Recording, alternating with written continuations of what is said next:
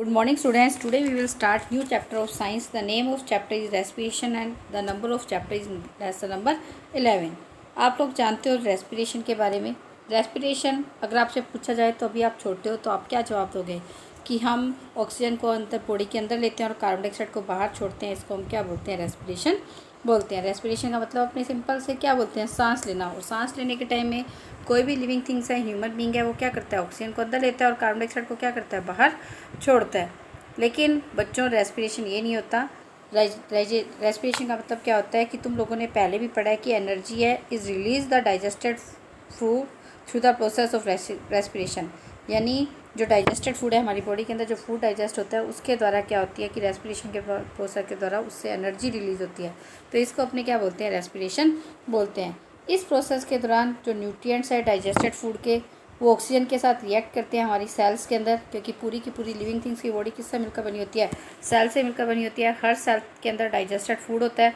तो रेस्पिरेशन के प्रोसेस के दौरान न्यूट्रिएंट्स है डाइजेस्टेड फूड के ऑक्सीजन के साथ रिएक्ट करते हैं और एनर्जी को रिलीज़ करते हैं।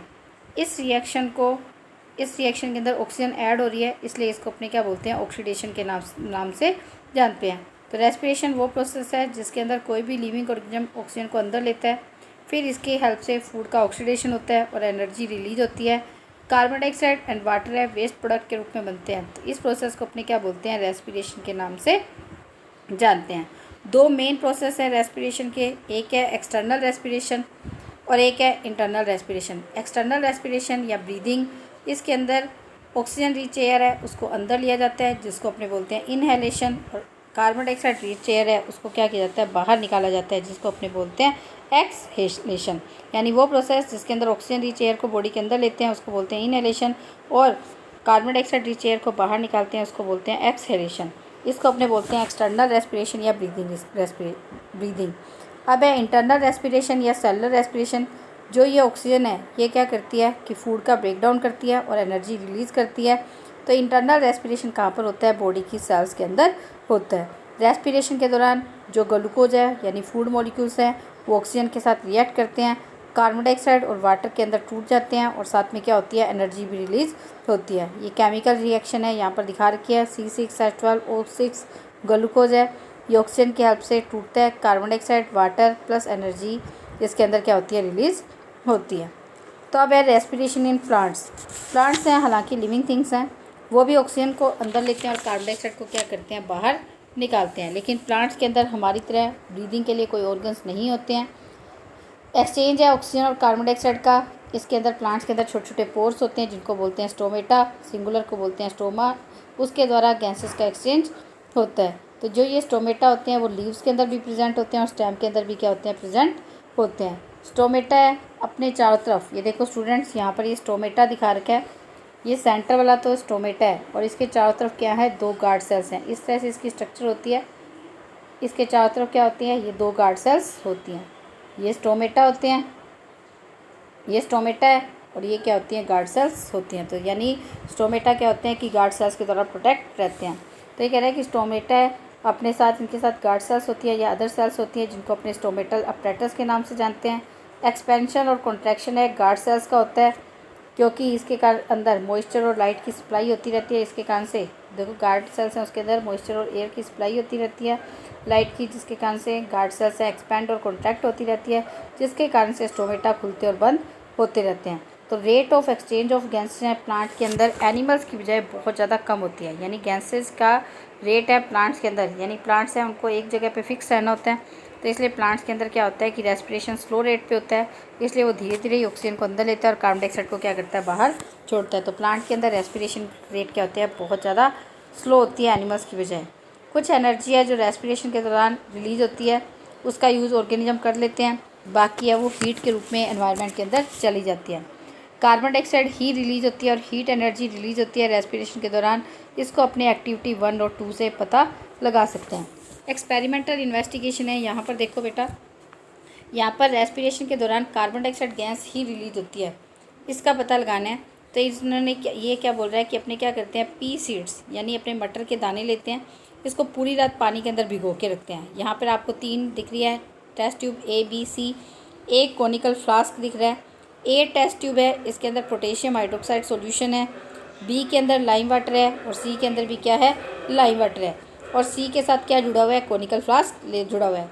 तो ये कह रहा है कि अपने क्या करते हैं कि पी सीड्स, मटर के दाने लेते हैं, जिसको वाटर ओवरनाइट, उसको अपने पूरी रात क्या करते हैं, पानी में भिगो के रखते हैं।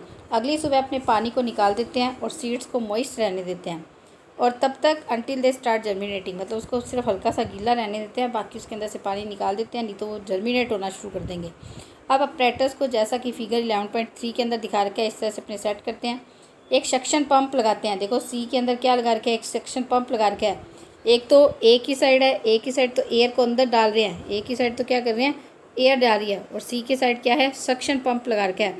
सक्शन पंप का काम क्या होता है कि वो कार्बन, उसको एयर को बिल्कुल रिमूव कर देता है, वैक्यूम क्रिएट कर देता है। तो अपरेटस से अपने फिगर 11.3 के अकॉर्डिंग लगाते हैं, जिसके अंदर एक सक्शन पंप लगाते हैं, ताकि अपरेटस के अंदर से अपने सारी की सारी एयर को क्या कर सके, रिमूव कर रखें। और अपने एयर है टेस्ट ट्यूब ए के अंदर पास करते हैं, तो वहाँ पर अपने ने क्या कर रखा है, पोटेशियम हाइड्रोक्साइड डाल रखा है। ए वाली जो टेस्ट ट्यूब है उसके अंदर पोटेशियम हाइड्रोक्साइड सॉल्यूशन डाल रखा है। पोटेशियम हाइड्रोक्साइड सॉल्यूशन की क्या विशेषता होती है कि जितनी भी एयर इसके अंदर एंटर करती है, ये एयर के अंदर से क्या करता है, कार्बन डाइऑक्साइड गैस को रिमूव कर लेता है। ये कार्बन डाइऑक्साइड गैस को रिमूव कर लेता है। अब एयर किस में जाएगी, बी में जाएगी। तो जब बी में जाएगी तो बी के अंदर लाइम वाटर है, तो लाइम वाटर का टेस्ट होता है कि जैसे ही लाइम वाटर के अंदर से कार्बन डाइऑक्साइड गैस पास होती है तो लाइम वाटर क्या हो जाता है, मिल्की हो जाता है। लेकिन अपने यहाँ पे देखते हैं कि बी के अंदर लाइम वाटर मिल्की नहीं होता, क्योंकि इसका मतलब ये है कि ए के अंदर पोटेशियम हाइड्रोक्साइड सॉल्यूशन था, जिसने क्या किया था कि कार्बन डाइऑक्साइड को एब्जॉर्ब कर लिया था, जिसके कारण से बी के अंदर कार्बन डाइऑक्साइड पहुँचती नहीं है, जिसके कारण से लाइम वाटर मिल्की नहीं होता। अब अपने थोड़ी देर बाद क्या देखते हैं कि टेस्ट ट्यूब सी के अंदर भी लाइम वाटर है, लाइम वाटर मिल्की हो गया। जबकि अपने ने देखा था कि अपने ने ए के अंदर जब एयर पास हुई थी तो वहाँ से क्या हो गया था, पोटेशियम हाइड्रोक्साइड सॉल्यूशन निकल गया था। पोटेशियम हाइड्रोक्साइड सॉल्यूशन ने सारी कार्बन डाइऑक्साइड ले ली थी, बी वाला तो लाइम वाटर हुआ ही नहीं था। यानी यहाँ पर क्या हुआ कि जो सीड्स हैं, सीड जब रेस्पिरेशन का प्रोसेस कर रहे हैं तो सीड्स क्या कर रहे हैं, कार्बन डाइऑक्साइड गैस प्रोड्यूस कर रहे हैं। यही कार्बन डाइऑक्साइड गैस क्या होती है कि टेस्ट ट्यूब सी में से पास होती है, जिसके कारण से सी का जो पार्ट है, लाइम वाटर है, वो कैसा हो जाता है, मिल्की हो जाता है। तो यानी जो कार्बन डाइऑक्साइड है वो क्या होती है, वेस्ट प्रोडक्ट के रूप में रेस्पिरेशन के दौरान बनती है। एक्सपेरिमेंटल इन्वेस्टिगेशन 2 के अंदर है, heat is release during respiration. Respiration के दौरान क्या होती है कि हीट भी रिलीज होती है। तो इसके अंदर ये कह रहा है कि अपने बीन सीड्स लेते हैं, कोई भी दाने ले लेते हैं, जैसे चने के या किसी के भी बीन्स के दाने ले लेते हैं, इसको अपने पूरी रात भिगो के रखते हैं। नेक्स्ट मॉर्निंग इसके अंदर से अपने क्या करते हैं, पानी को निकाल देते हैं और सीड्स को अपने मतलब थोड़ा सा गीला रखते हैं ताकि वो जर्मिनेट होना शुरू हो जाए। And keep the seeds moist till they start germinate. और अपने क्या करते हैं कि मॉइस्ट थोड़ा सा उसको गीला रखते हैं ताकि वो क्या कर सकें कि सीड जर्मिनेट होना शुरू हो जाए। अब अपने क्या करते हैं कि आधे सीड्स जो अपने ने बीन सीड्स पानी के अंदर भिगो के रखे थे, उसके अंदर से आधे सीड्स तो अपने क्या करते हैं कि उबाल देते हैं, बॉईल कर देते हैं, ताकि वो जर्मिनेशन ना हो। अब अपने जर्मिनेशन सीड्स को, जर्मिनेटिंग सीड्स हैं, एक थर्मस फ्लास्क ए में रखते हैं, यानी जो जर्मिनेट हो चुके हैं उसको अपने फ्लास्क ए में रखते हैं। और जो बॉइल्ड सीड्स हैं, आपको यहाँ पे ये थर्मस फ्लास्क दिख रहा है, थर्मस फ्लास्क अपने इसको क्या करते हैं, बी के अंदर रखते हैं। दोनों ही जो थर्मस फ्लास्क हैं इसके मुंह के ऊपर अपने क्या करते हैं, फ्लास्क के ऊपर कॉटन वूल लगा देते हैं, गीली कॉटन वूल लगा देते हैं, ताकि सीड्स हैं वो मॉइस्ट रहें और एयर भी क्या कर सके, फ्लास्क के अंदर एंटर कर सके। अब अपने थर्मोमीटर लगा देते हैं दोनों के अंदर। अब देखो यहाँ पर पहले इन्होंने क्या किया है कि एक तो मॉइस्ट कॉटन लगा दिया। मॉइस्ट कॉटन वॉल किस लिए लगाई है, ताकि इसके अंदर क्या कर सके, एयर एंटर कर सके। और फिर साथ में क्या कर दिया, थर्मोमीटर भी लगा दिया है। थर्मोमीटर इसलिए लगाया है ताकि थर्मोमीटर भी लगाए हैं, थर्मोमीटर इसलिए लगाते हैं ताकि अंदर का टेम्परेचर पता लगे सके। अब अपने टेम्परेचर है फ्लास्क का एक्सपेरिमेंट के स्टार्टिंग के अंदर भी अपने नोट करते हैं, फिर अपने हर दिन एक हफ्ता तक नोट करते हैं, अपने अपने ऑब्जर्वेशन नोट करते हैं। तो तुम लोग देखते हो कि फ्लास्क ए के अंदर तो टेम्परेचर राइज होता है, लेकिन फ्लास्क बी के अंदर ऐसा नहीं होता, क्योंकि प्लांट्स जो फ्लास्क ए है उसके अंदर जर्मिनेटिंग सीड्स हैं। तो जब रेस्पिरेशन का प्रोसेस होता है तब क्या करते हैं कि जो सीड्स होते हैं वो क्या करते हैं कि हीट भी रिलीज करते हैं, जिसके कारण से उसका टेम्परेचर क्या हो जाता है, फ्लास्क ए के अंदर टेम्परेचर क्या हो जाता है, बढ़ जाता है। जबकि फ्लास्क बी के सीड्स कैसे थे, बॉइल्ड हो चुके थे, इस कारण से उसके अंदर जर्मिनेशन का प्रोसेस रुक गया था, इसलिए उसमें रेस्पिरेशन का प्रोसेस भी नहीं होता। अब अपने बात करते हैं रूट के रेस्पिरेशन की। रूट सेल्स हैं प्लांट्स की, उनको भी ऑक्सीजन की ज़रूरत होती है एनर्जी जनरेट करने के लिए। ये ऑक्सीजन है एयर से लेते हैं। जो सॉइल के पार्टिकल्स होते हैं, रूट्स कहाँ पर होती है, सॉइल के अंदर, तो सॉइल के पार्टिकल्स के बीच में क्या होती है, एयर ट्रैप होती है। तो जो रूट्स होती है वो सॉइल के बीच में होती है। तो ये ऑक्सीजन गैस क्या करती है, रूट के रूट्स क्या करती हैं, सॉइल के पार्टिकल्स के बीच में ही लेती है। इसीलिए अपने को कभी भी पोटेड प्लांट है, गमले में लगे हुए पानी को ओवर वाटर नहीं कर देना चाहिए, उसमें ज़्यादा पानी नहीं डाल देना चाहिए, क्योंकि अगर अपने पानी ज़्यादा डाल देते हैं तो सॉइल के अंदर जो एयर होती है, वाटर क्या करता है, उसको रिप्लेस कर देता है, जिसके कारण से रूट्स है ब्रीथ नहीं कर पाती, जिसके कारण से प्लांट की ग्रोथ के ऊपर भी क्या करता है, बुरा इफेक्ट पड़ता है। मैंग्रोव ट्री, यहाँ पर ये डायग्राम के अंदर भी देखा रखा है, aerial roots of mangrove trees. ये मैंग्रोव ट्रीज़ है, ये कहाँ पर उगते हैं, स्वैम्पी एरिया यानी मार्शी लैंड के अंदर उगते हैं, जहाँ पर पानी हमेशा खड़ा रहता है। तो इस कारण से सॉइल के अंदर से तो इन प्लांट्स की रूट्स को एयर मिलती नहीं है, क्योंकि ये बहुत ही ज़्यादा वाटर लॉक्ड एरिया आ जाता है। तो इनके अंदर एरियल रूट्स होती हैं। ये एरियल रूट्स क्या करती है, हवा से क्या करती है, क्योंकि एरियल रूट, एरियल का मतलब हवा के अंदर होती हैं, तो ये हवा के अंदर से क्या करती हैं कि एयर लेती रहती है और रेस्पिरेशन का प्रोसेस करती रहती है। अब है फोटोसिंथेसिस एंड रेस्पिरेशन। प्लांट्स है फोटोसिंथेसिस और रेस्पिरेशन दोनों करते हैं।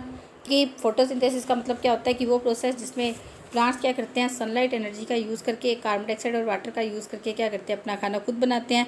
तो फोटोसिंथेसिस है, और सिर्फ और सिर्फ क्या होता है, सन की एक्टिव लाइट के अंदर होता है। तो फोटोसिंथेसिस है, एक मेजर एक्टिविटी है। तो फोटोसिंथेसिस के दौरान जो ऑक्सीजन रिलीज होती है, इसी को प्लांट्स क्या करते हैं, दिन के दौरान रेस्पिरेशन के लिए यूज़ कर लेते हैं। लेकिन इसीलिए बाहर से प्लांट्स को ऑक्सीजन की ज़रूरत पड़ती नहीं है। लेकिन इसीलिए दिन के दौरान तो क्या करते हैं कि प्लांट सिर्फ और सिर्फ फोटोसिंथेसिस के लिए कार्बन डाइऑक्साइड लेते हैं, और एयर जो ऑक्सीजन छोड़ते हैं, उसी ऑक्सीजन का प्लांट्स क्या करते हैं, रेस्पिरेशन के लिए यूज़ कर लेते हैं। क्योंकि प्लांट्स के अंदर अपने ने पढ़ा कि रेस्पिरेशन कैसा होता है, स्लो रेट पे होता है। तो इसीलिए बाकी सारी की सारी जो जो ऑक्सीजन होती है वो कहाँ चली जाती है, एयर के अंदर चली जाती है। जबकि फोटोसिंथेसिस का प्रोसेस रात को नहीं होता। ये तो अपने को पता ही है कि रात को फोटोसिंथेसिस का प्रोसेस नहीं होता, क्योंकि रात को सनलाइट नहीं होती। तो रात को सिर्फ प्लांट्स क्या करते हैं, रेस्पिरेशन करते हैं। तो रात को प्लांट्स क्या करते हैं, ऑक्सीजन लेते हैं और कार्बन डाइऑक्साइड को क्या करते हैं, छोड़ते हैं। अब अपने बात करते हैं रेस्पिरेशन इन एनिमल्स की। अलग अलग एनिमल्स के अंदर अलग अलग तरीके होते हैं जिसके द्वारा वो क्या करते हैं, ऑक्सीजन और कार्बन डाइऑक्साइड का एक्सचेंज करते हैं अपनी बॉडी के अंदर। इनमें से कुछ बता रखा है, सेल मेम्ब्रेन और स्किन। यूनिसेलर एनिमल्स, जो सिंगल सेल एनिमल्स होते हैं जैसे कि अमीबा और पैरामीशियम, इनके अंदर डिफ्यूज़न मेथड से इनकी सेल मेम्ब्रेन ही बड़ी पतली सी होती है। यहाँ पे अमीबा का डायग्राम दिखा रखा है। तो अमीबा के अंदर तो क्या होता है कि अमीबा और पैरामीशियम के अंदर इसकी सेल मेम्ब्रेन के द्वारा ऑक्सीजन क्या सेंटर करती है और कार्बन डाइऑक्साइड क्या हो जाती है, बाहर निकल जाती है। हाइड्रा है, अर्थवॉर्म है, उनकी भी स्किन कैसी होती है, बिल्कुल पतली होती है, मॉइस्ट आउटर सरफेस होती है। तो उनके अंदर भी क्या होता है कि गैसेस का एक्सचेंज है इनकी मॉइस्ट स्किन के द्वारा ही हो जाता है। फिर है through air holes. Through air holes का मतलब क्या है कि इंसेक्ट जैसे कि ग्रास ऊपर है, कॉकरोच है, इनकी पूरी बॉडी के ऊपर छोटे छोटे होल्स होते हैं जिनको अपने क्या बोलते हैं, स्पाइरिकल्स बोलते हैं। एयर क्या करती है, इन्हीं स्पाइरिकल्स के द्वारा एंटर करती है, सारे के सारे पार्ट्स, रेस्पिरेटरी ट्यूब्स होती है जिसको ट्रैकिया बोलते हैं, वहाँ पर जाती है, और ब्रांचेस ट्रैक्यूल्स के अंदर जाती है। और उसके बाद क्या होता है कि इन्हीं स्पाइरिकल्स के द्वारा क्या होता है कि उनकी बॉडी से ये क्या हो जाती है, ऑक्सीजन है एंटर करती है और कार्बन डाइऑक्साइड क्या हो जाती है, बाहर निकल जाती है। एक्सचेंज है गैसेस का। फिश के अंदर गिल्स के द्वारा होता है, अमीबा के अंदर सेल मेम्ब्रेन के द्वारा होता है, स्पाइरिकल्स के अंदर के द्वारा ग्रास ऊपर में होता है, लंग्स और मॉइस्ट स्किन के द्वारा फ्रॉग के अंदर होता है, और मॉइस्ट आउटर सरफेस होती है अर्थवॉर्म की जिसके द्वारा उसके अंदर होता है। अब है गिल्स के द्वारा, फिशेज के अंदर गिल्स होते हैं। तो गैसेस के एक्सचेंज के लिए क्या करते हैं, गिल्स का यूज़ करते हैं। गिल्स हैं छोटे छोटे लार्ज नंबर के अंदर फिलामेंट से मिलकर बने होते हैं, जिनके चारों तरफ ब्लड वेसल्स होती हैं, ब्लड कैपरीज हैं बहुत ज़्यादा पाई जाती हैं। जैसे ही वाटर है फिश के माउथ के अंदर एंटर करता है तो ये वाटर गिल्स के अंदर जाता है। तो गिल्स क्या करते हैं, ऑक्सीजन को वाटर के अंदर से निकाल लेते हैं। फिर उसके चारों तरफ ब्लड कैपरीज होती हैं, तो ये ऑक्सीजन क्या होती है, ब्लड के अंदर मिक्स हो जाती है और पूरी बॉडी में चली जाती है। और जो कार्बन डाइऑक्साइड रेस्पिरेशन के प्रोसेस के दौरान के निकलती है, वो ऑक्सीजन क्या होती है कि ब्लड से वापस से गिल्स में आ जाती है। कार्बन डाइऑक्साइड गिल्स से बॉडी से गिल्स में आ जाती है, गिल्स से वाटर में आ जाती है। तो मछलियाँ हमेशा तुम लोग देखना कि हमेशा मुंह खुला रखता है उनका, क्योंकि उनके अंदर हमेशा पानी एंटर करता रहता है। तो पानी एंटर करता रहता है तो पानी के अंदर ऑक्सीजन होती है, तो वो ऑक्सीजन तो गिल्स निकालते रहते हैं और उसके चारों तरफ ब्लड कैपरीज होती हैं, उसके द्वारा सारे बॉडी पार्ट में भेजते रहते हैं। सारे बॉडी पार्ट के अंदर जो कार्बन डाइऑक्साइड बनती है वो उसके ब्लड कैपरीज के द्वारा गिल्स में आती है। गिल्स से वो पानी मछलियाँ पीते थोड़ा है, पानी के अंदर रहती हैं, तो जो पानी बाहर निकलता रहता है उनकी बॉडी से, तो उनके द्वारा क्या होती है कि कार्बन डाइऑक्साइड है वो क्या होती है, बाहर निकलती रहती है।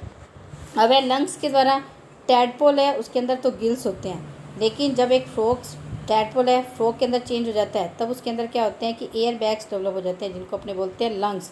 लंग्स के द्वारा क्या होता है, उनके अंदर एक्सचेंज होता है। तो फ्रॉग्स के अंदर लंग्स होते हैं, इस कारण से फ्रॉग क्या करते हैं, लंग्स से तो करते ही करते हैं रेस्पिरेशन। इसके अलावा वो क्या करते हैं, अपनी मॉइस्ट स्किन के द्वारा, जैसे अर्थवॉर्म में अपनी मॉइस्ट स्किन के द्वारा रेस्पिरेशन करते हैं, तो इसी तरह से फ्रॉग भी क्या करता है कि लंग्स के द्वारा के साथ साथ करता ही करता है, लेकिन अपनी मॉइस्ट स्किन के द्वारा वो क्या कर लेता है, रेस्पिरेशन कर लेता है।